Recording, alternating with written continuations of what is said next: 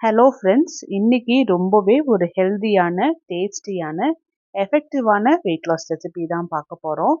நம்மளோட சேனலில் அரிசி சேர்க்காம தான் ரெசிபிஸ் அப்லோட் பண்ணிட்டு இருக்கோம். இது வெயிட் லாஸ் பண்ணுறவங்க, வெயிட் மேனேஜ் பண்ணுறவங்க, சுகர் இருக்கிறவங்களுக்கெல்லாம் ரொம்பவே யூஸ்ஃபுல்லாக இருக்கும். அரிசி இல்லாமல் எப்படி பர்ஃபெக்டாக நம்ம இட்லி செய்கிறது, எப்படி மொறுமொறுன்னு தோசை செய்கிறது அப்படிங்கிற கவலையே வேண்டாம். நம்ம சேனலில் நான் கரெக்டாக ரெசிபீஸ் உங்களுக்கு நான் அப்லோட் பண்ணியிருக்கேன். இன்றைக்கோட ரெசிபிக்கு நான் பச்சை பட்டாணி 1 டம்ளரும் 1/4 டம்ளர் உளுந்தும் ஊற வச்சுருக்கேன் நேற்று நைட்டே. ஸோ 8 மணி நேரம் இது ரெண்டுமே நல்லா ஊறி இருக்கு. இதை தண்ணியிலிருந்து வடித்து எடுத்து மிக்ஸி ஜாருக்கு ட்ரான்ஸ்ஃபர் பண்ணிவிட்டு தேவையான அளவுக்கு தண்ணியும் சேர்த்தி நான் நல்லா அரைச்சி எடுத்துகிட்டு வந்துடுறேன். பச்சை பட்டாணியில் அதிகப்படியான ப்ரோட்டீன்ஸ் இருக்குது, ஃபைபர்ஸ் இருக்குது. மாவு ரொம்ப தண்ணியாட்டம் இல்லாமல் கொஞ்சம் கெட்டியான பதத்தில் தான் நான் அரைச்சி எடுத்திருக்கேன். இதை மூடி வச்சுட்டு ஃபர்மெண்ட் பண்ணிடலாம். ஒரு 8 மணி நேரம் ஆகட்டும்.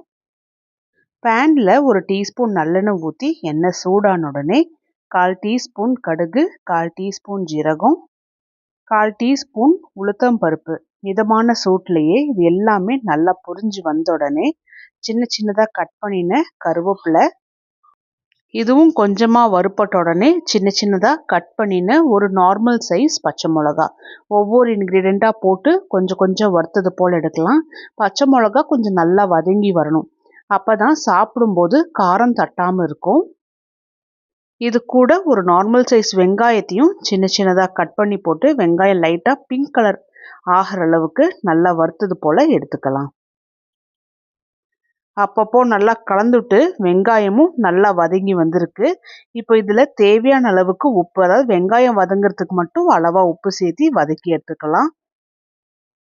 வெங்காயம் நல்லாவே வதங்கி வந்திருக்கு.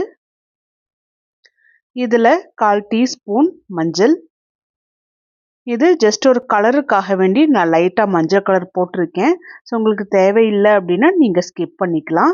கடைசியாக சின்ன சின்னதாக கட் பண்ணி வச்சுருந்த கொத்தமல்லியும் போட்டு நல்லா கலந்துட்டுக்கலாம். அவ்வளோதான், தாளிப்பு ரெடி ஆயிடுச்சு. 8 மணி நேரம் ஆயிடுச்சு. மாவுமே நல்லா புளிச்சு வந்திருக்கு. தானியங்கள் பொறுத்த வரைக்கும் நல்லாவே ஊற வச்சு அரைச்சி புளிக்க வச்சு சமைச்சு சாப்பிட்டோம் அப்படின்னா உடம்புக்கு ரொம்ப நல்லது. ஏன்னா இதில் ப்ரோட்டீன்ஸ், ஃபைபர்ஸ், விட்டமின்ஸ், மினரல்ஸ்னு நிறைய ஊட்டச்சத்துக்கள் இருக்குது. இது எல்லாமே உடம்புல போயிட்டு இது எல்லாமே நல்ல ஜீரணம் ஆகணும் இல்லையா, அதனால இது கரெக்டான ப்ராசஸ் ஃபாலோ பண்ணணும். மாவை நல்லா ஒரு முறை கலந்து விட்டுட்டு இதில் தேவையான அளவுக்கு நான் இந்துப்பும் சேர்த்தி நல்லா கலந்து விடுறேன். புளிச்ச மாவை மேலோட்டமாக எடுக்காமல் நல்லா உள்ளார வரைக்கும் நல்லா முழுமையாக கலந்து விட்டுட்டு அதுக்கப்புறமா பதம் செக் பண்ணிவிட்டு தேவைப்பட்டுச்சுன்னா தண்ணி சேர்த்தி நல்லா கலந்துட்டுருக்கணும். ஸோ இந்த மாதிரி சின்ன சின்ன ப்ராசஸ் கொஞ்சம் பார்த்து பார்த்து ஃபாலோ பண்ணினோம் அப்படின்னா நல்லா பர்ஃபெக்டாகவும் செய்யலாம். அது மட்டும் இல்லாமல் இது மாவில் இருக்கிற ஊட்டச்சத்துக்கள் எல்லாமே நமக்கும் கிடைக்கும். தாளித்து வச்சுருந்தது எல்லாமே மாவுக்குள்ளே போட்டு நல்லா கலந்து விட்டாச்சு.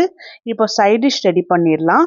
பேனில் ஒரு டேபிள் ஸ்பூன் நல்லெண்ணெய் ஊற்றி எண்ணெய் சூடான உடனே 1/4 டீஸ்பூன் ஜீரகம், 1/4 டீஸ்பூன் கடலைப்பருப்பு, 1/4 டீஸ்பூன் உளுத்தம் பருப்பு, காரத்துக்காக 4 பச்சை மிளகாவும் போட்டு நல்லா வதக்கி எடுத்துக்கலாம்.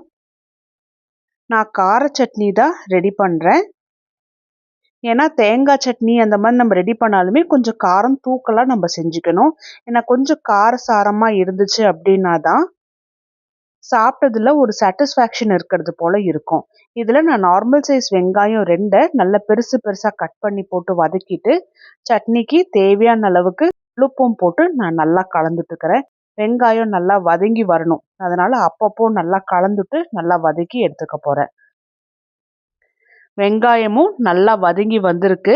இதில் நான் 4 நார்மல் சைஸ் தக்காளியை 4ஆக கட் பண்ணி போட்டு கலந்து விட்டுக்கிறேன். தக்காளி ஆரம்பத்தில் பச்சையாக இருக்கும்போது ஹார்டாக இருக்கும், அதனால் நல்லா வேகிறதுக்கு விட்டுறணும். மூடி வச்சு வேக வச்சோம் அப்படின்னா நல்லா சீக்கிரமாகவே வெந்து வரும், நல்லா சாஃப்ட் ஆகும். ஒரு 10 நிமிஷம் இது போல் மூடி வச்சு வேக வச்சோம் அப்படின்னாவே நல்லா சாஃப்டாக ஸ்கின் எல்லாமே. அதுக்கப்புறமா நல்லா இது போல் கலந்துட்டுட்டோம் அப்படின்னா சட்னி ரெடி ஆகிக்கும்.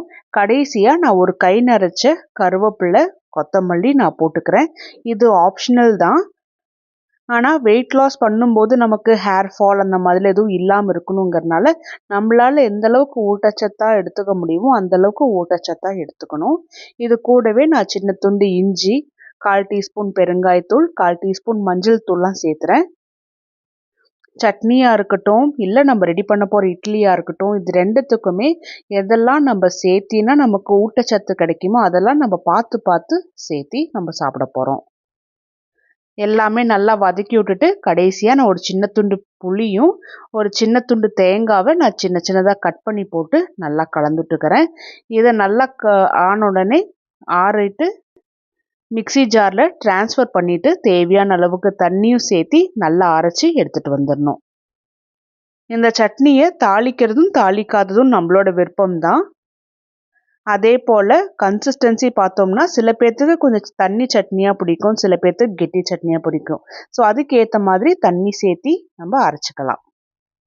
இட்லி பாத்திரத்தில் தண்ணி கொதிக்கிறதுக்கு விட்டுட்டு இட்லி பிளேட்டோட குழிக்குள்ளே எல்லாமே கொஞ்சமாக எண்ணெய் தடவிட்டு மாவை கொஞ்சமாக இது போல் ஊற்றி எடுத்துக்கலாம். ஸோ நான் சொன்ன ப்ராசஸ் எல்லாமே உங்களுக்கு ஸ்டெப் பை ஸ்டெப்பாக உங்களுக்கு கிளியராக சொல்லியிருக்கேன். ஸோ உங்களுக்கும் நல்லா ஃபாலோ பண்ணும்போது நல்லா கரெக்டான ரேஷியோவில் கரெக்டான பதத்தில் இட்லி வரும்.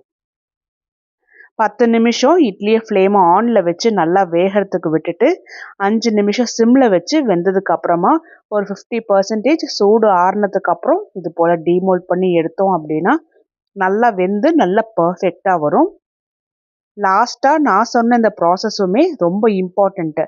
ஏன்னா சில டைம் நம்ம அந்த லாஸ்ட் ப்ராசஸும் ஃபாலோ பண்ணலன்னா வேகாதது போல் இருக்கும் இட்லி.